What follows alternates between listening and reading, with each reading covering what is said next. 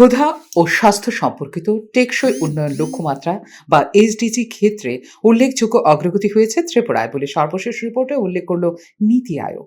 উত্তর পূর্ব অঞ্চল জেলা এসডিজি সূচকে প্রথম সারিতে রয়েছে ত্রিপুরা বলে সদ্য প্রকাশিত একটি প্রতিবেদনে জানিয়েছে নীতি আয়োগ।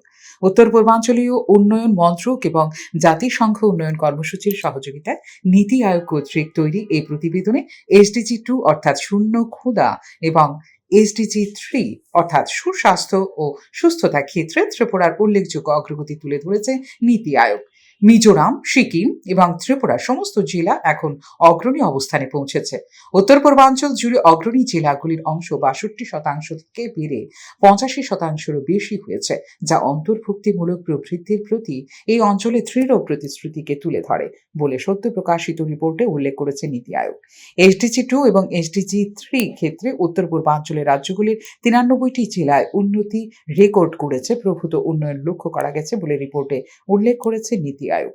সিকিম সমস্ত জেলায় ধারাবাহিক কর্মক্ষমতার জন্য স্বীকৃত হয়েছে, যেখানে মিজোরামের হাতিয়াল সামগ্রিকভাবে সেরা কর্মক্ষমতা সম্পন্ন জেলা হিসেবে রয়েছে শীর্ষস্থানে।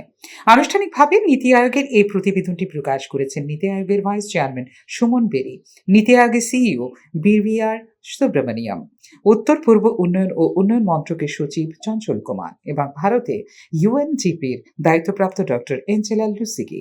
তথ্য চালিত শাসন ব্যবস্থার মূল্যের উপর জোর এবং ভারতের উত্তর পূর্ব রাজ্যগুলিতে তৃণমূল পর্যায়ে টেকসই উন্নয়ন লক্ষ্যমাত্রার অগ্রগতি ত্বরান্বিত করার জন্য একটি কৌশলগত কাঠামো প্রদান করেছে সূচকের এই দ্বিতীয় সংস্করণ।